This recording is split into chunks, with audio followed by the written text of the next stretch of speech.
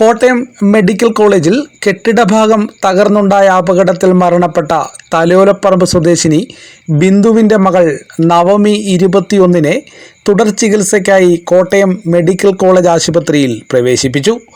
തിങ്കളാഴ്ച രാവിലെയാണ് നവമിയെ Kottayam medical college ആശുപത്രിയിൽ ചികിത്സയ്ക്കായി എത്തിച്ചത്.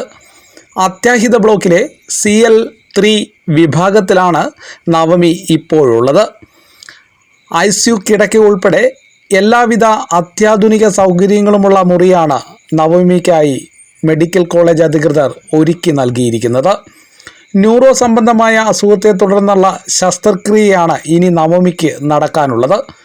നവമിക്ക് മികച്ച ചികിത്സ ഉറപ്പാക്കാനായി കോട്ടയം മെഡിക്കൽ കോളേജ് അധികൃതർ deputy superintendent general doctor R Ratheesh കുമാറിനെ ചെയർമാനാക്കി ഒരു മെഡിക്കൽ ബോർഡും രൂപീകരിച്ചിട്ടുണ്ട്.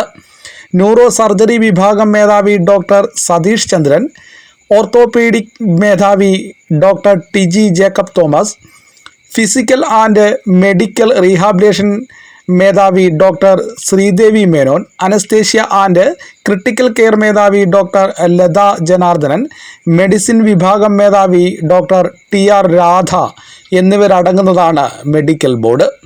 മന്ത്രിമാരായ വീണ ജോർജ്, VN വാസവൻ എന്നിവർ ആശുപത്രി അധികൃതരുമായി സംസാരിച്ച് ചികിത്സാ കാര്യങ്ങൾ ഉറപ്പുവരുത്തുന്നുണ്ട്. ഇതേസമയം ശസ്ത്രക്രിയ തീയതി സംബന്ധിച്ച് അന്തിമ തീരുമാനം എടുത്തിട്ടില്ല. രോഗിയുടെ ആരോഗ്യനില ശസ്ത്രക്രിയയ്ക്ക് വിധേയമാകാൻ തയ്യാറാണോ എന്ന് കണ്ടെത്തേണ്ടതുണ്ട്. കാർഡിയോളജി, അനസ്തീഷ്യ വിഭാഗക്കാരുടെ പരിശോധനാ ഫലം കൂടി കിട്ടിയ ശേഷമാകും ശസ്ത്രക്രിയ തീയതി നിശ്ചയിക്കുക. Medical college principal doctor Varghese P. Punnoose, ആശുപത്രി സൂപ്രണ്ട് ഡോക്ടർ TK ജയകുമാർ എന്നിവരുടെ നേതൃത്വത്തിൽ വിദഗ്ധ സംഘം നവമിയുടെ ആരോഗ്യനില വിലയിരുത്തി. തിങ്കളാഴ്ച രാവിലെ ജില്ലാ കളക്ടർ ജോൺ V. സാമുവലും നവമിയെ ആശുപത്രിയിലെത്തി സന്ദർശിച്ചു. നവമിക്ക് സർക്കാർ എല്ലാ ചികിത്സാ സൗകര്യങ്ങളും ഉറപ്പാക്കിയിട്ടുണ്ടെന്ന് കോട്ടയം മെഡിക്കൽ കോളേജ് ആശുപത്രി വികസന സമിതി ചെയർമാൻ കൂടിയായ ജില്ലാ കളക്ടർ അറിയിച്ചു.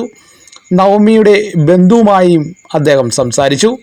Kottayam medical college principal doctor Varghese P. Punnoose, ആശുപത്രി superintendent doctor TK Jayakumar, ADM S. Sreejith, ജില്ലാ ഇൻഫർമേഷൻ ഓഫീസർ A. അരുൺകുമാർ എന്നിവർ കളക്ടർക്ക് ഒപ്പമുണ്ടായിരുന്നു.